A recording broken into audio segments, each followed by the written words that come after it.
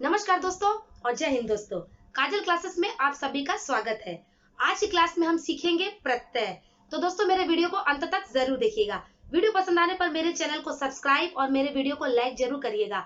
आपके लाइक और कमेंट से हमें बहुत ही मोटिवेशन मिलता है। तो आइए अपनी क्लास शुरू करते हैं। प्रत्यय जिसे इंग्लिश में हम सफिक्स कहते हैं।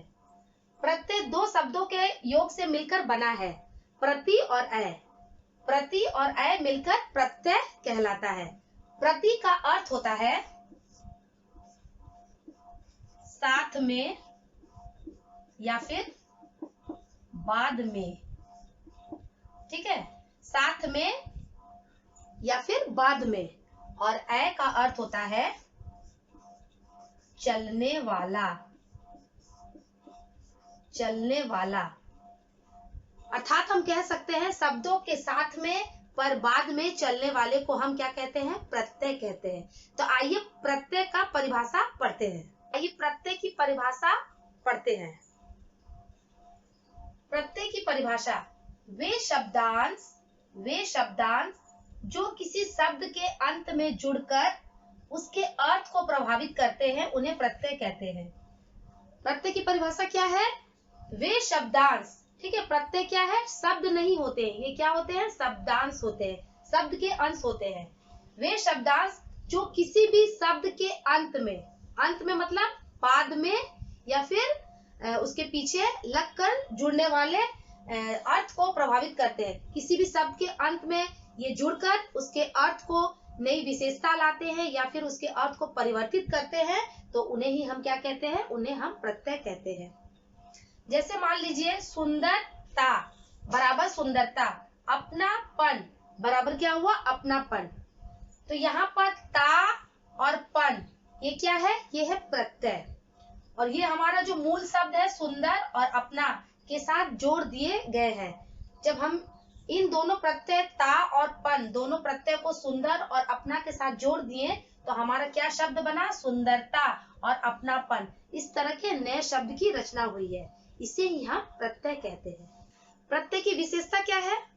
जब भी हम प्रत्यय करेंगे तो कुछ बातों को आप ध्यान रखिएगा। जैसे उपसर्ग करते वक्त हमने उपसर्ग की विशेषताएं पढ़े थे, उसी तरह प्रत्यय की भी कुछ विशेषताएं हैं, कुछ बातों को ध्यान रखा जाता है। जैसे ये शब्दांश होते हैं, ये क्या होते हैं? शब्दांश होते हैं। हमेशा ध्यान रखिएगा कि प्रत्यय और उपसर्ग क्या है? शब्दांश होते हैं, शब्द के अंश होते हैं, ये शब्द नहीं होते हैं। ये किसी शब्द के पहले या आगे नहीं बल्कि पीछे लगते हैं। उपसर्ग क्या है? शब्द के पहले लगते हैं, ध्यान रखिएगा। और प्रत्यय ये किसी शब्द के पहले और आगे नहीं बल्कि ये शब्द के बाद में या फिर पीछे लगते हैं। ये भी उपसर्ग की तरह, प्रत्यय भी उपसर्ग की ही तरह क्या करते हैं? नए शब्द के निर्माण में सहायक होते हैं। जिस तरह उपसर्ग हम लोगों ने पढ़ा था, अगर आपने उपसर्ग पढ़ा है तो देखा होगा कि उपसर्ग में भी नए शब्द की निर्माण होती है। उसी प्रकार प्रत्यय भी क्या करते हैं? नए शब्द के निर्माण में सहायक होते हैं। तो आइए प्रत्यय की कुछ और हम लोग क्या करते हैं? उदाहरण पढ़ते हैं। प्रत्यय के कुछ और उदाहरण, मूल शब्द प्लस प्रत्यय बराबर नया शब्द। हम सभी को पता है मूल शब्द में अगर हम प्रत्यय जोड़ देंगे तो हमारा जो नया शब्द का रचना होता है, ठीक है, उसका एक अलग अर्थ प्रस्तुत होता है। ठीक है, उसका एक अलग अर्थ निकलता है। मूल शब्द क्या है? जैसे मान लीजिए मिल मेरा क्या है? मूल शब्द है। उसमें किस तरह का प्रत्यय हम लोग जोड़े? आवट।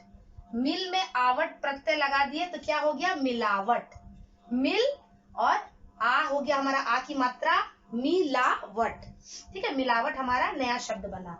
उसी प्रकार जादू, उसमें गर प्रत्यय लगा दिए तो क्या नया शब्द बना हमारा? जादूगर।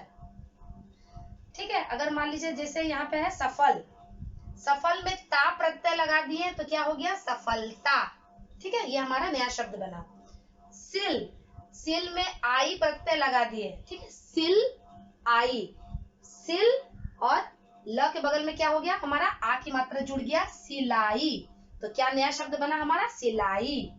मानवीय, मानवीय। ठीक है, तो हमारा क्या नया शब्द बना? मानवीय।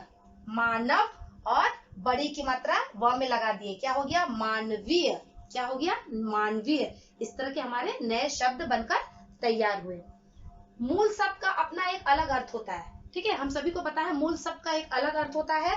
प्रत्यय के साथ जुड़कर वो क्या करता है, नया शब्द का रचना करता है, जिसका एक अलग अर्थ, उसका अर्थ क्या होता है, चेंजेस हो जाता है, उसका अर्थ परिवर्तित हो जाता है।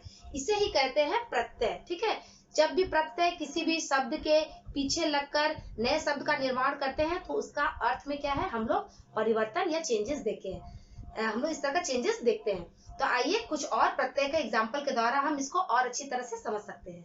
आइए अब हम प्रत्यय के कुछ और एग्जाम्पल पढ़ते हैं। कभी कभी परीक्षाओं में या फिर प्रतियोगी परीक्षाओं में हमें प्रश्न पूछा जाता है, हमारे पास मूल शब्द दे दिया रहेगा और उसमें प्रत्यय लगाकर नए शब्द का निर्माण करना बताया जाएगा हमें कि आप नए शब्द का निर्माण कीजिए, या फिर शब्द में से प्रत्यय को निकालिए, ढूंढिए या फिर सर्कल कीजिए। जैसे मान लीजिए मानव, मानव में ता प्रत्यय हम जोड़ दिए तो क्या बन गया, मानवता। मानव मूल शब्द है, उसका एक अर्थ है, उसमें प्रत्यय लगा देने से नया शब्द का निर्माण या रचना हुआ, उसे कहते हैं मानवता, जिसका एक अपना एक अलग अर्थ है। चढ़, चढ़ मतलब चढ़ना, ठीक है। चढ़ में आई प्रत्यय लगा देने से, आई प्रत्यय लगा देंगे तो नया शब्द क्या बनेगा, चढ़ाई। चढ़ में आ, यहाँ आ की मात्रा लगा दिए, चढ़ाई, ये बन गया हमारा नया शब्द चढ़ाई। दूर, दूर में बड़ी की मात्रा, ठीक है, ये है हमारा प्रत्यय। दूर ई, बड़ी ई, तो क्या बन गया, दूरी, ठीक है, क्या बन गया, दूरी। र में बड़ी की मात्रा लग गया, हमारा नया शब्द बना दूरी। पालनहार, क्या बना, पालनहार, नया शब्द का रचना क्या हुआ, पालनहार। ठेल, आ, ठेल एक हमारा मूल शब्द है, उसमें आ प्रत्यय लगा दिए तो क्या हो गया, ठेला। ल में आ की मात्रा जुड़ गया, ठेला। पर्वतीय, क्या बन गया, पर्वतीय। पर्वत में ई प्रत्यय जोड़ दिए तो पर्वत, त में ये बड़ी की मात्रा लग गया, ये ई हमारा, और ये बन गया पर्वतीय। आप सभी को पता है कि मूल शब्द का एक अलग अर्थ होता है, उसमें प्रत्यय लगा देने से हमारे पास नए शब्द का रचना या निर्माण होता है, जिसका अपना एक अलग ही अर्थ होता है। मूल शब्द का भी अर्थ है और एक अर्थ होता है, और प्रत्यय लगा देने से जो नए शब्द का निर्माण होता है उसका भी अपना एक अलग अर्थ होता है। इसे ही हम प्रत्यय कहते हैं। मतलब प्रत्यय क्या है, वे शब्दांश होते हैं जो शब्दों के अंत में लगकर एक नए शब्द का निर्माण करते हैं और जिसकी क्या है, अपनी एक अलग ही विशेषता होती है। कुछ ध्यान देने योग्य बातें हैं, ठीक है, कुछ ध्यान दीजिएगा कुछ बातों पर। जैसे मान लीजिए कि कभी कभी एक ही मूल शब्द में उपसर्ग एवं प्रत्यय दोनों का प्रयोग होता है, ठीक है।